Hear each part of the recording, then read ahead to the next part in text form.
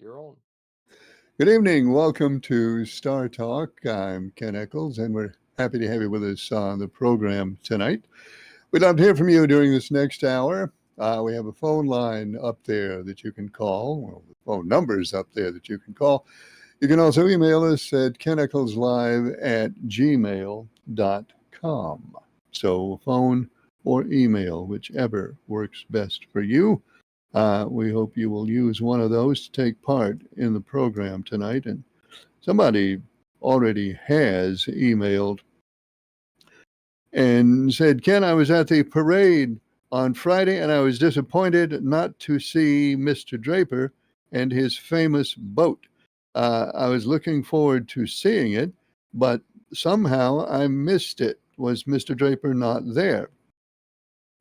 Mr. Draper wasn't there for the parade on Friday. Mr. Draper's had a lot of stuff going on, and he just ran out of time, I think, to make the arrangements. Hello, caller. You're on the air. Go ahead, please. Well, good evening, Mr. Ken. Good evening. How are you? I'm good. Let's get down to business. Oh, business. Okay, hang on a second. I'm always surprised when I have to get involved in business. You, Charles from Danville, are currently in eighth position. Well, I'm happy in the top 10. I don't care as long as I'm there. Well, you are in the top 10 at number 8 with one race remaining in this segment of our contest. Who's so far in the lead? Well, it's pretty interesting up there. Mr. Leaksville is back in first place with 391 points. Mark from Mayodan is in second place with 389. So that's a 2-point separation between first and second with one race remaining. Pretty exciting. Oh, yes, it's getting exciting. So where are they going to be next? Sonoma road race at Sonoma, California this coming weekend. Well, I'm going to go ahead and make my pick for next week. All right. Who's that? I'm going with the watermelon. Okay. Charles from Danville picks Ross Chastain, number 1 for Sonoma. It's in the book. Well, the thing is, he's going to smoke them all this weekend. Smoke them all? Oh, he's gonna win the race. You mean? I took your meaning differently. So we will see how he. I don't know. Has he ever won a road race? I'm not sure.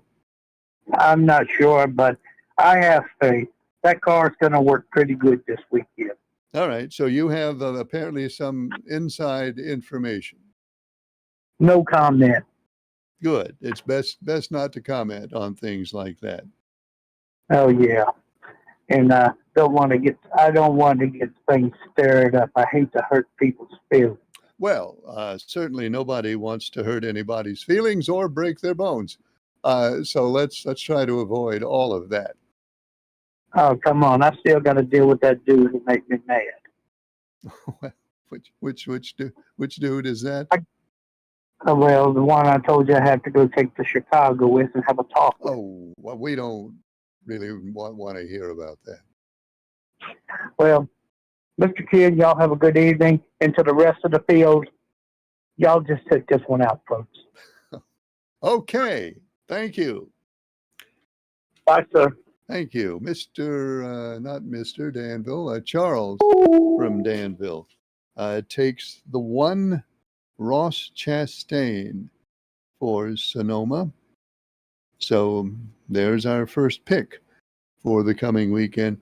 As I mentioned, Mr. Leaksville has returned to first place. He picked SVG for Chicago. Mr. Leaksville, 391. Mark from Mayodan, 389. So it's very much up in the air. Mr. Pelham is third. Mr. Pelham has a mathematical chance. He has 369 points, but he's 22 points off the lead. It's possible that Mr. Pelham could have a great week and Mr. Leaksville and Mark could have poor weeks, and Mr. Pelham could, mathematically at least, slide into first place. He'd need a lot going for him in order to do that. So he's in third place. Leon is fourth with 357. Then Chat GPT is in fifth place with 355. Let's see, who is sixth? Somebody is sixth. Yeah, Early Bird, we have a tie. Early Bird and the Lady in Black are tied for sixth place. And then, gosh, boy, I write sloppy.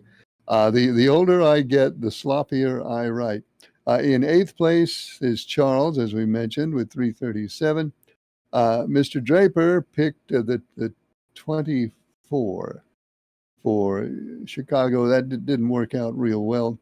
Mr. Draper is in ninth place now, and in 10th place is Jack at 333. So that's the top 10. Then Citizen D, 11th. Pretty Man is 12th. Captain Midnight, 13th. Mr. NASCAR, 14th. The Liberal, who also picked the 24 for Chicago, finds himself back in the cellar in 15th place. One race left in this segment, and then we will declare a winner or winners. It's not out of the question that we can end up with a tie for first place. And somebody wanted to know what happens if we have a tie. In my opinion, and this is just my opinion, if we have a tie, then I think both of the people who tie for first place ought to get the Martinsville tickets. That's my opinion. I'm not sure that the powers that be would share that opinion, but that's how I would want to do it. If it can't be done that way, then we'll think of some clever tiebreaker. Well, we'll think of a tiebreaker. I don't know how clever it'll be, but I would say both parties get the prize if we finish in a tie. This one says, Ken, I was also disappointed. I was also disappointed that Mr. Draper didn't get to the parade on Friday. I saw his boat last year, and it was terrific looking, and I was eager to see what more he had done to it since last year. But I understand if he was too busy. I know it must be a whole lot of work and a whole lot of trouble to get the boat loaded up and then moved over there to drive it in the parade. So not complaining, just saying I was disappointed that I didn't get to see Mr. Draper's boat. But the parade was terrific. Saw a whole lot of interesting stuff and met a whole lot of nice people at the parade, even though I didn't see you. Didn't see me. Well, I should be the easiest one in the crowd to see. I was there. I was mostly, though, I didn't walk the entire parade route because my wife was videoing the parade with her GoPro, and she kept having, how can I put this delicately? She kept having issues with her GoPro, which caused her to occasionally speak in a very loud and irritable way. So I spent a lot of time there backing her up to make sure the GoPro kept working. So maybe that's why you didn't see me. And after all, what's the big deal? What's the big deal about seeing me anyway? Just not that much of a thing. Hello, you're on the air. Go ahead, please. Hey, Ken, it's Mark from Mayland. Hey, Mark, how are you? Okay, how you doing? I'm doing well, thank you. Yeah, I seen where you said I was in second place. Yep. My mom, she's working Checkers. She's been working out all day. She got to work all day today. And she just told me to pick Joey Logano. What's his number, 28 what? Logano is number 22. Yeah, she want me to pick Joey Logano. Okay, so Mark from Mayodan, 2 points out of first place, picks Joey Logano for Sonoma. Okay, Mark, it's in the Yeah. book. In the book. Oh, okay. And I think it's kind of strange that P Diddy got off of the three charges, the three main charges he had, and he didn't get convicted. And then now they're saying that Jeffrey Epstein didn't blackmail nobody and didn't have a client list. Yeah, that's pretty interesting announcement has come out regarding the Epstein files. Very interesting announcement. Yeah, I thought it was kind of strange where P Diddy didn't get charged for the three main ones, and now they're saying about Epstein or whatever. Well, P. Diddy did, of course, get convicted on a couple of charges, so he didn't just walk out clean.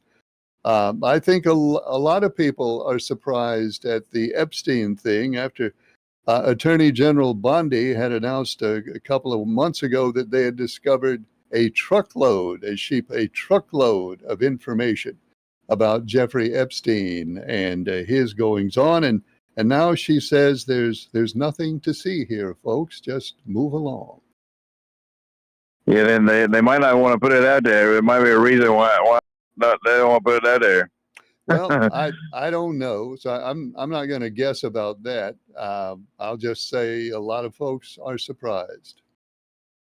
Oh yeah. Okay. All right. Thanks again. Well, thank you, Mark. Good to talk to you. The announcement from the Attorney General is that they have thoroughly reviewed the Jeffrey Epstein information, and that there is no incriminating list of clients. There is no information that Epstein blackmailed any prominent people, and just really no information in there that any of us should be interested in. So there you go. Hello, caller. You're on the air. Go ahead, please. How you doing tonight, Ken? Good. How are you? Pretty good, man. Pretty good. Yeah, I'm kind of surprised about that announcement, too, about the Epstein thing. It just makes me wonder if Trump's name might have been on that list down the road somewhere. Well, everybody wonders about everything, so I'm not going to speculate on that. I'll just say what I already said. It was a surprise. Yeah, it was a surprise to a lot of people, Kim. I mean, when Biden was in office, they had all kind of information on what was going on, but I think Trump then said, no, we can't talk about that no more. We just need to just let that go by. I don't know. Don't know what to say about that. Yeah. Yeah, I was kind of disappointed too, man. I was hoping Mr. Draper would have his boat there. I guess he's using that thing for a paperweight now. I just can't figure it out. I guess y'all maybe going to be able to see it. We get 9 days of rain in 2 hours or something. I don't know. Well, it is hard. I mean, I know it's hard to get that thing prepared and get it on a trailer and move it around.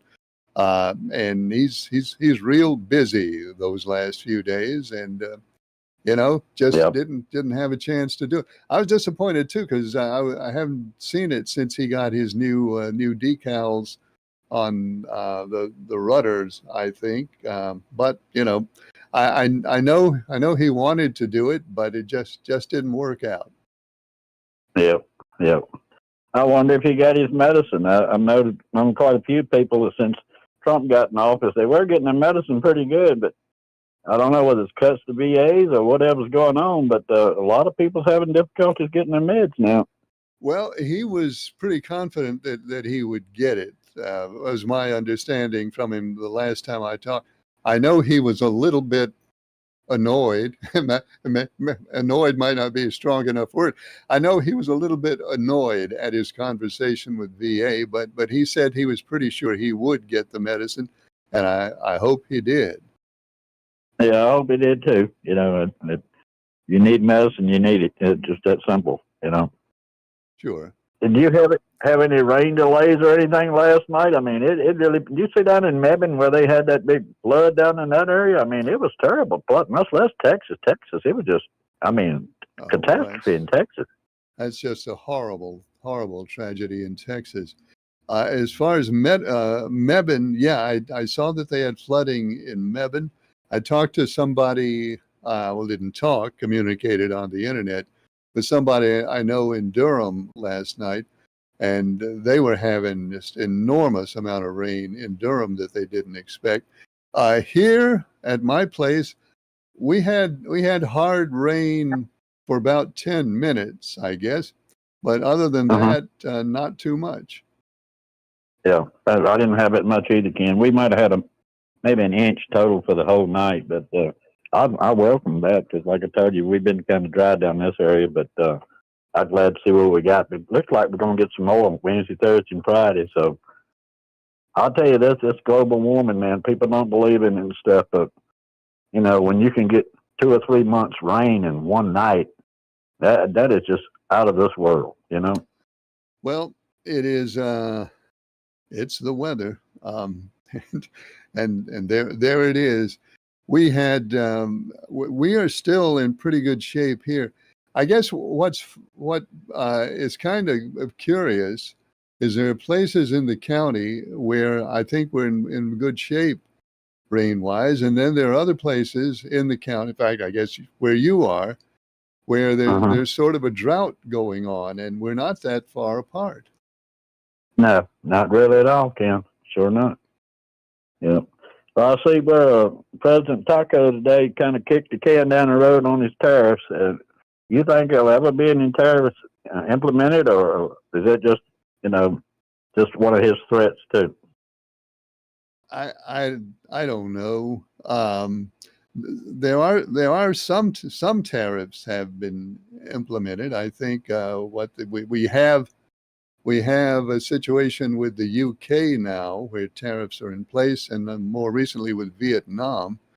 As far as just the overall general push and drift of the tariffs, I don't know. It's possible. Well, a lot of things are possible. It's possible that he had a tariff plan and now he's looked at it and thought the better of it and decided, well, that's not a good plan. Maybe I don't really want to do that. It's possible that he made all the tariff announcements just as a negotiating tactic. Maybe it was never really exactly his plan to begin with. He just wanted to encourage people to negotiate. Could have been that. It could have been that they experimented with tariffs and they looked at what was happening and they didn't like that, so they decided to go in a different direction. If I knew, I'd tell you, but I have no idea what's going to happen. Well, explain this to me. Tariffs, are they not supposed to be done by Congress and then the president kind of sign off on it one way or another, or can a president just constitutionally, legally, just stick tariffs on anybody who wants to at any time? I mean, it's not like we're under any major threat from any country or economic threat. Well, yes, and no. Technically, tariffs are supposed to be enacted and managed and controlled by Congress, technically. Right. But Congress also passed a law that said in an economic emergency situation, the president will have expanded powers over tariffs. And the president has authority outside of Congress in an economic emergency. But what always happens when Congress passes legislation that takes effect in an emergency is nobody ever defines exactly what an emergency is and what an emergency isn't.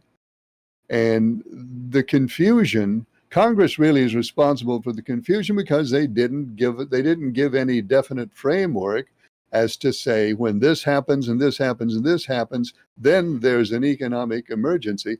The law leaves it up to the president to determine what is and what is not an emergency. So the president has made his determination that there is an emergency situation. And unless Congress takes some act to amend that power, then the president can pretty much do what he wants to do. Yep, and basically, with Republicans having the control of Congress, both houses, they're the only ones that can dispute what he's saying anyway and get anything done with it, right? I mean, the Democrats can dispute it, but as far as making it not happen, they have no control because they're in the minority now. Well, you got to have a majority. You got to have a majority of votes to change the law, and it's Right. pretty hard for Democrats to muster a majority of votes right now. Right. Just another one of those situations. Trump says, well, I want to do this, and the Republicans just all run and hide, just like they did on this big new bill, beautiful bill that they passed, over the week. But we're going to see how that works out for everybody. I hope it works out good, but I don't see it happening, Ken. What is your concern about it?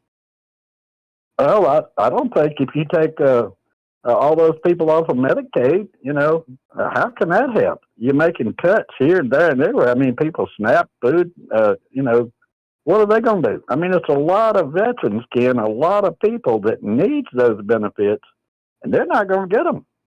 And the thing of it is, they kept saying, well, they're not going to cut Medicaid. They're not going to cut Medicare. They're not going to cut anything.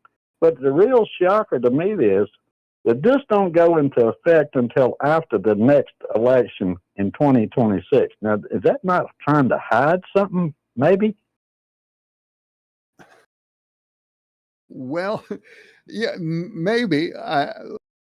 I guess what would make it really tricky is, of course, a lot of it is tax legislation. Obviously, a major part of it is tax legislation. And we're already halfway through the 2025 tax year.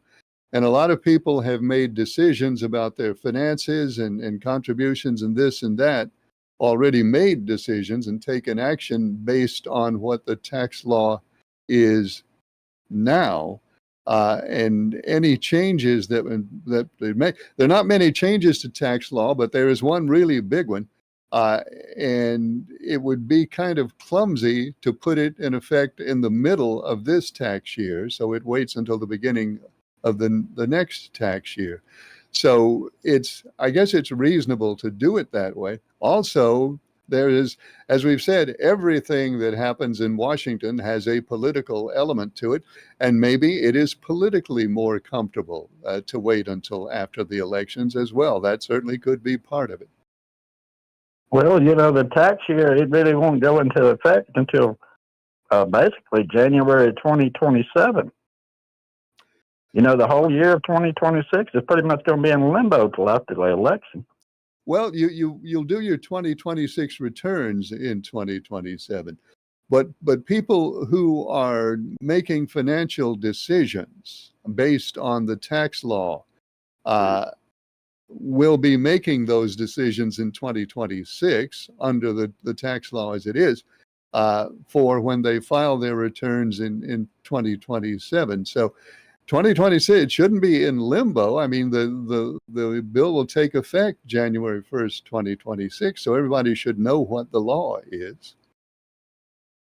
Now, I was understanding it was going into effect January 2027, the cuts for Medicaid. Well, I'm talking about the taxes. Okay, I said, tax legislation is a big part of it. So talking about taxes, the tax changes will go into effect in 2026 for your 2027 returns. Now, the other parts of it don't go into effect until 2027. So we kind of disconnected on that. Right. Okay. All right, Ken. Thanks for taking my call, man. I really enjoy your show. Well, thanks for calling. It's good to talk to you. Phone line is open. Up there is the number. The email address is kennickleslive@gmail.com. And let's read an email over here.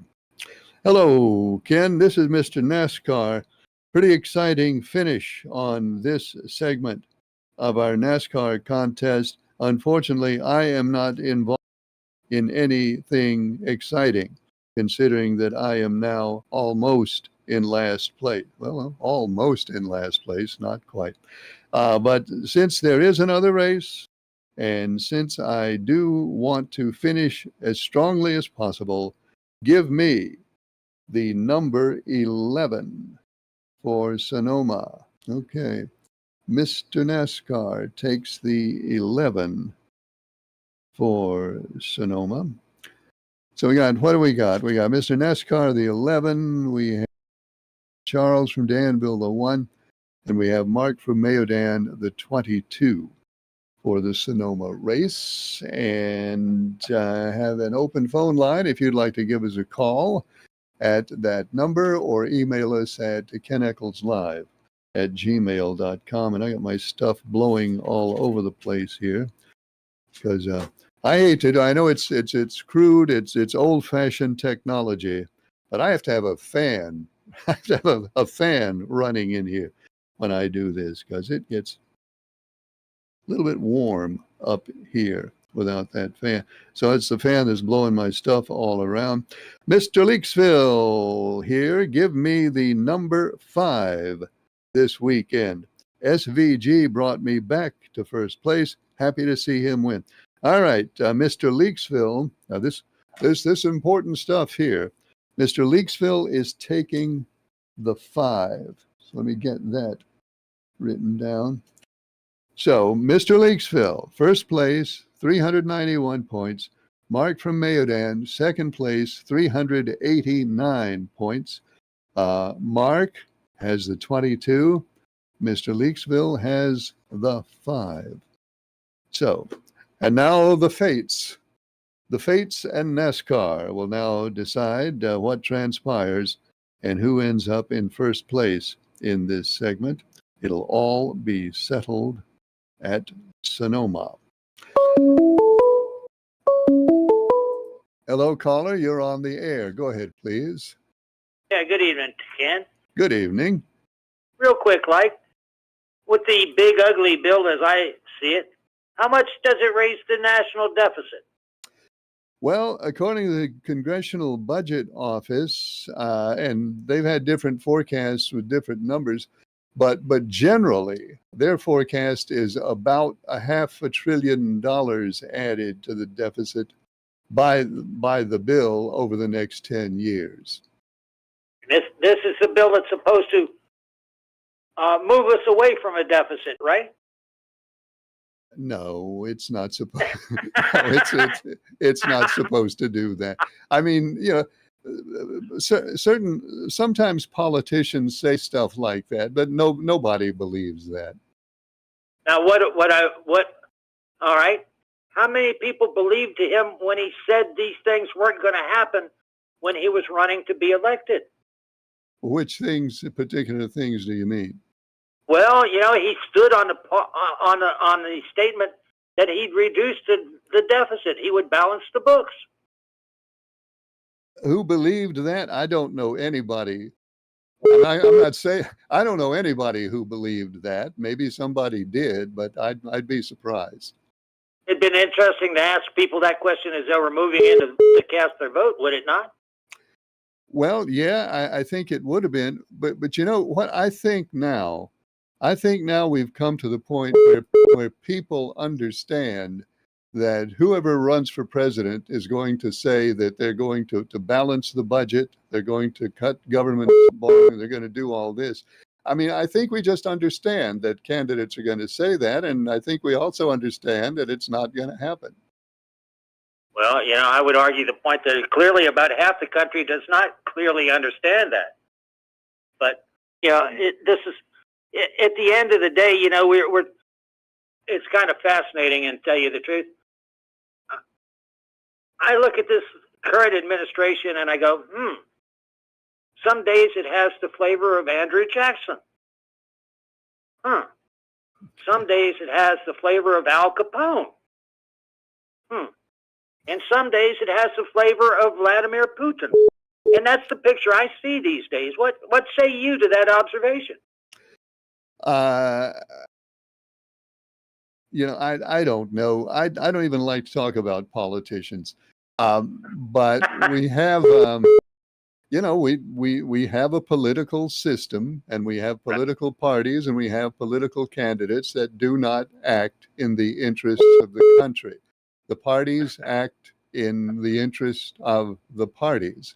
Right. And in doing so, sometimes they behave like Al Capone, sometimes they behave like Andrew Johnson, sometimes they behave like Vladimir Putin.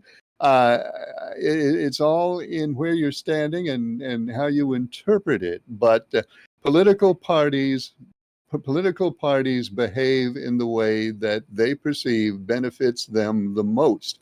They don't behave in ways that they perceive benefits you and me.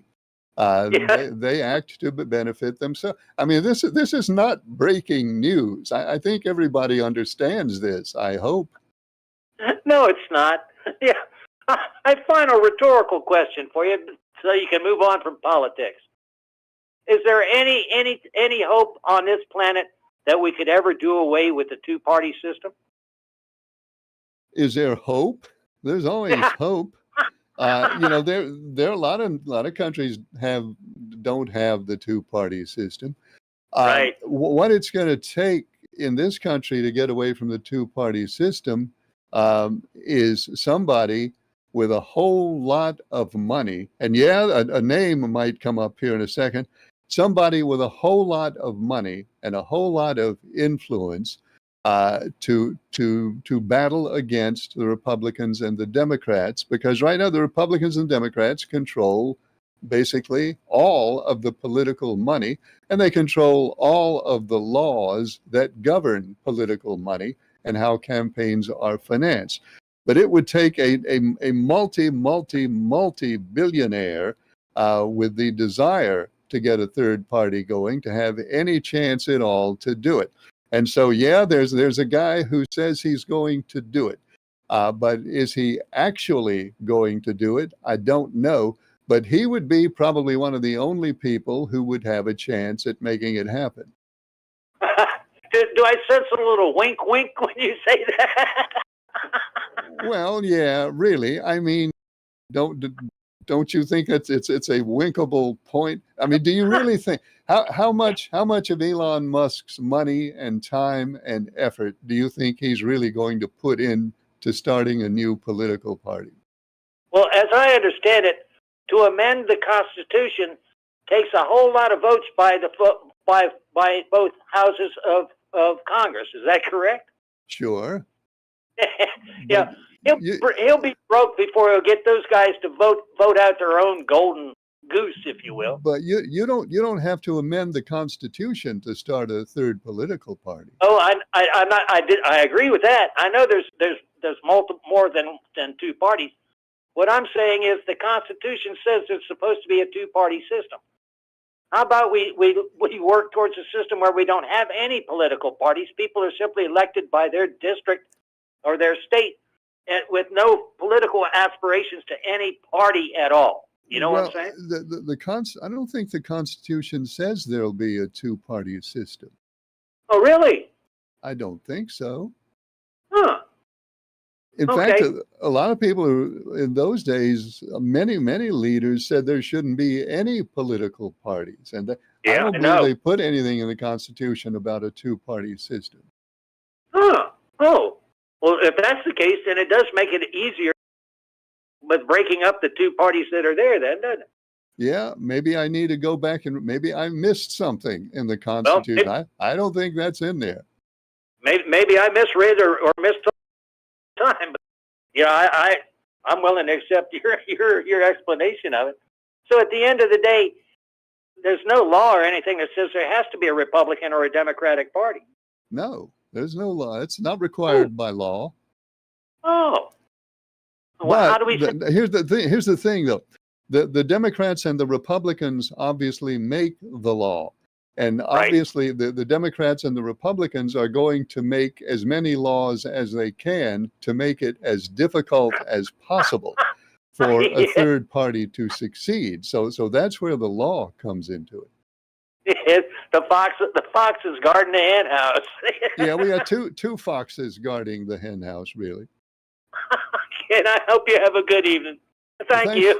Thanks for calling. Good to talk to you. The phone line is open up there. The email address, keneckleslive@gmail.com. You can give us a call or send us an email. Ken, do I understand this correctly? That they're not going to now release the Epstein files after all the talk and all the suggestion and all the suspicion and all the innuendo and all the political posturing and all. We got a whole long list of all these here. Let's just skip to the end. So now they're not even going to release the Epstein files. Is that what you said? It's what the Attorney General basically said. Hello, caller. You're on the air. Go ahead, please. Good evening, Ken. How you doing? I'm doing well. How are you? Well, it's been a hot day out there once you work outside. I noticed that. Yes, sir.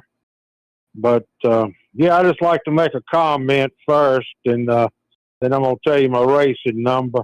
Okay. I've been telling people for the last couple of months, I voted for a change in November, for a change for the better. And I haven't seen it yet, and we almost 4 months in. well, Leon, what change do you expect? What do you think is going to happen? Do you still have hope that there will be that change for the better? Well, I sure was hoping so when I cast my vote in November. And what did you think, what did you think would have happened by now? I would have thought gas prices would have been lower, like it was the last time, and also I would expect the economy to be better, and maybe some price cuts down the line. And like I say, some of them's on the borderline there, and some of them hasn't even happened. Well, Leon, let's hope that we will see all that in the near future. We'll hope for that. Well, I sure hope so, because like I say, my business is about as slow right now as it's been at any time. And like I say, that's I don't know if that's got to do with the economy or people is holding on to the dollars. Well, Leon, I wish I wish you good luck and success in your business, and I hope things will look better for you really soon. All right, then I'm gonna jump on the limb and take you 17 this weekend. Okay, Leon has got the 17 for Sonoma. Leon, you're in fourth place. You can't get enough points to win it, but you could move up 2 or 3 more places if you have a good week. Well, that'd be nice. We're not playing for race tickets this go round all weekend. Oh yeah, that's my understanding. Let me point out, Martinsville doesn't always tell me everything I'd like to know.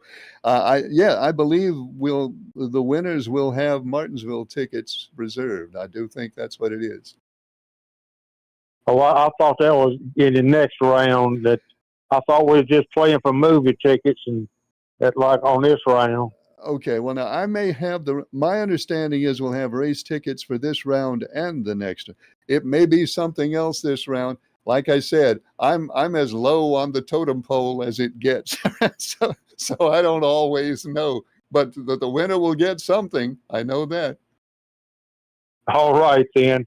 Well, had another good night and good crowd up at Ararat, Virginia at the Bull Ring this past weekend. Do you go up there about every week, don't you? I try to. My son, he races in the Crown Vic, so I try to go up there and see him. But they had 29 stock fours up there this past Friday night, and had I think it was 3 or 4 guys come up from South Carolina racing for that $2,000 prize. All right, they started getting some attention as far away from South Carolina. That's good. How many fans were there this weekend? I'd say a rough guess, maybe 1,500, somewhere in the neighborhood right there. Oh, that's great. I'm glad to hear that. I hope they'll be a big success. Yeah, and it's a little cool up there in the mountains also, and pretty country up there in that part of the neck of the woods. Yeah, little extra elevation that drops it down a degree or two. That doesn't hurt. Yes, sir. All right, Ken, I'm going to get off here, and it's good talking to you. Thanks, Leon. Good to hear from you. Hello, caller. You're on the air. Go ahead, please. Hey, this is Jerry. About Trump's big, beautiful bill, the only thing I remember is what Mike Johnson said about these disabled people that are able to work. Like, you take my condition, I'm mentally disturbed, and I'm not able to work. And thanks for taking my call, sir. Well, thanks, Jerry. Good to hear from you. Hello, caller. You're on the air. Go ahead, please. Hello, Ken. Hey, turn your TV down a little bit, please. I got you now. Okay, good. Okay. All right. Ken, look, I didn't see you at the parade. I was there Friday. I brought one of my cars and drove in the parade. Well, you should have seen me when you pull out of the parking lot. First, pull out of the parking lot and turn left on Glovenia.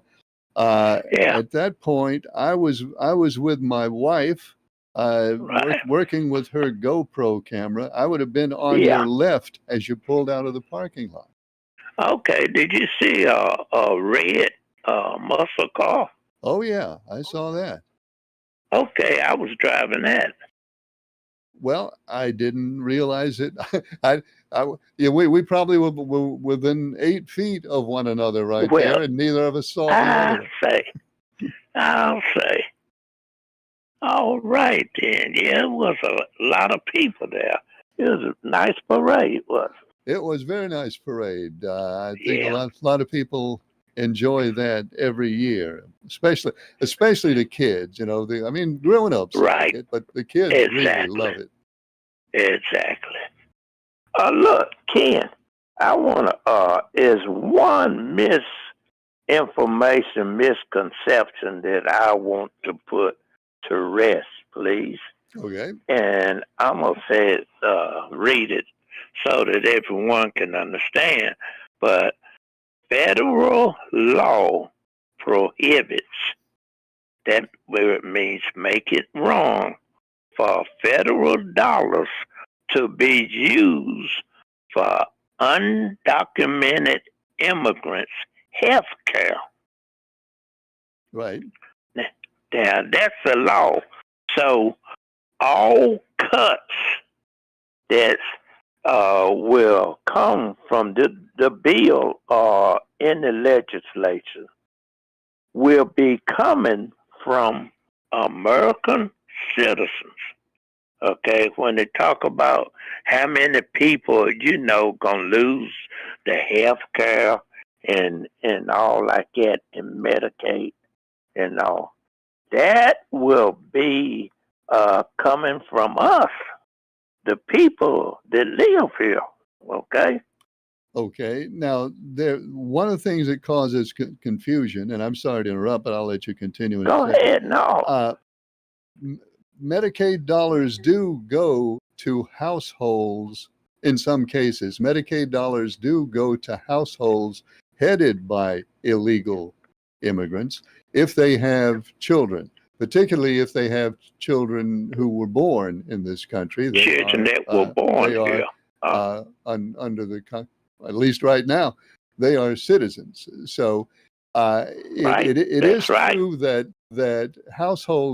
some households headed by illegal immigrants do receive Medicaid dollars, but it is against the law to spend it on the illegal immigrants, except in actual emergencies. Yeah, and see, right now, until the birthright law changes, which the Supreme Court just buffalo and never gave a precise ruling. But right now, the people born here and those children are citizens right now. They are. So yeah, but they got politicians out there, and I heard one this weekend. He said the only people gonna be cut on this new bill gonna be illegals and people that don't belong here. He stood right in the face of the camera and lied like a dog. Well, No. I But- think he's probably mistaken about that. Right. And another thing, two of the top National Weather Service agencies were cut with some others.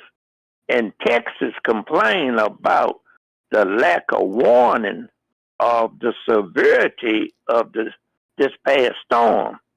And we can see the effect of these changes already. And the thing also, after these incidents happened, FEMA have been cut also. Okay. Okay.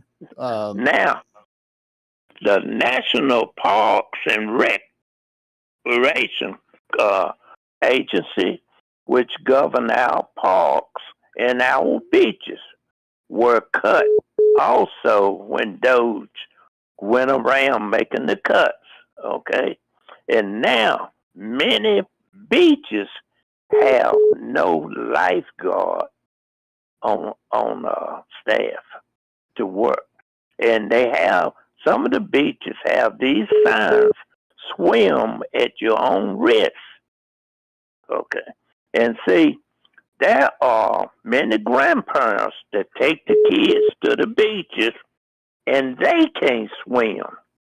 So do they allow their kids to enter the water or make them stay out of the water with no safeguard around? I would hope that they, if I took my grandkids to the beach, that I wouldn't let them go into the ocean in any event. But that's just me. But your Right. point is, I hope the grandparents will think carefully about that. Right. But don't you feel like, as many people going to the beach as it is, we do need some lifeguards at our beaches, because that's one of the enjoyments that Americans look forward to. Okay, well, yeah, I think lifeguards are a good thing. I don't know, I just don't know to what extent the big bill affects the number of lifeguards on the beaches. So I don't really know what to say.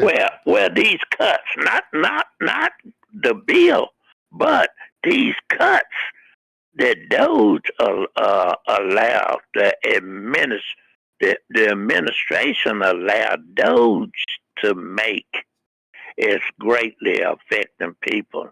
Not talking about the effect of the bill on that, but All right, yeah. I mean, are there federally funded lifeguards? I didn't know that. Well, this is the thing. When the parks and national park, that like those people that's working in the national park that you go visit in the mountains, aren't they federal employees? They are, yes. Okay. Well, I take it for granted. The people that work at the beach also. All right. Well, I actually hadn't thought about that. If it's a federal beach, there are national federal seashores, like the Cape Hatteras seashore, for example. Myrtle Beach. I don't think Myrtle Beach is a federal seashore. I Okay. don't think. I think probably lifeguards at Myrtle Beach are. I doubt that they're paid by the federal government. But when a beach is federal land, maybe lifeguards are provided by federal funding. Okay. I honestly don't know. All right. But that was just the thing. The main thing I want to point out was that first misconception about federal money going for health care for undocumented people. All right, Ken, I enjoy your show, and I got to come up with a good one for this week. We'll be waiting. We'll be waiting. All for right. that. Hey, Ken, one thing you can do also is maybe the top two contestants, let them pick two drivers or second drivers. And if they are tied at the end by the first two, whichever second driver finished the highest, That's a possibility. Yeah. That's not a bad idea. So All right. Thanks, Ken. thanks. Okay. Thanks, Carl. Uh, That would be kind of like ranked choice voting. If we think about it. Let's see, just a couple of minutes left, and another email has just popped up over here. This one says, Ken, don't you know? Don't I know? Don't you know that the reason they're not releasing the Epstein files now is because Trump is in there? Don't you know that? No, I don't know. I don't know that. I don't know what's in there. Don't claim to know what's in there. Never said that I knew what was in there. So I don't know the answer to your question. That's the only answer that I really can give you. This one says, Ken, I guess everyone wanted their taxes raised since they didn't want this bill to pass. Sure, it isn't perfect, but at the end of the day, people need to stop worrying about what Trump does 24/7. People worrying about these politicians and Trump are going to be miserable for another 3.5 years, which is a sad way to be. At the end of the day, neither Trump nor Biden or Harris or Stein is going to make me wealthy or poor or happy or sad. Anyway, let's get back to racing. Please put Citizen D down for AJ Allmendinger as I try to stay ahead of Pretty Man. Looks like I will finish out of last, hoping Mark from Mayadan pulls this out. Okay, Citizen D has the 16. Oh, and there's one more question about the big, beautiful bill that I want to answer. Do I have time? I got time. Emailer says, Ken, what about no taxes on Social Security? Was that in the big, beautiful bill? Am I going to have to pay taxes on my Social Security this year? Maybe and maybe not. The bill does not eliminate income tax on Social Security. It doesn't do that. Here's what it does do is give people 65 and older an additional $4,000 tax deduction.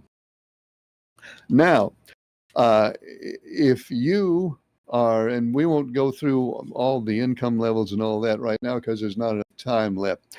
If you are a few $1,000s above the level of income, combined income, that makes part of your Social Security taxable, then that additional $4,000 deduction that you will receive, and if it's a married couple, an additional $8,000 deduction that you will receive. For many people, and I don't know exactly how many, and I'm not going to guess at it, but for many people, that additional $8,000 deduction will cut your combined income to the point that your Social Security is no longer taxable. So no, there is not specific language that ends the tax on Social Security. But yes, many people who have been paying tax on Social Security will not have to pay tax on Social Security because of that additional deduction. Now, are you one of those people? I don't know. Everybody has a different situation. So if you sit down and think about, if you look back to last year and you see that you were, let's say, if you're a married couple, say you were $7,000 over the line last year that made part of your Social Security deductible. Now you'll have another $8,000 deduction, so that should put you short of the line that makes your Social Security taxable. I've already done mine, and I can tell you already, not that you care, But I can tell you already, I will still be paying taxes on Social Security next year, but it won't be as much. It'll be less than it was. And some folks, because of that deduction, will not pay taxes on Social Security. Some folks still will. So that's the answer to that. And that is all the time we have for Star Talk. We're on the air Mondays, Tuesdays, and Wednesdays. I hope you'll join us next time. Thanks for watching. I'm Ken Eccles.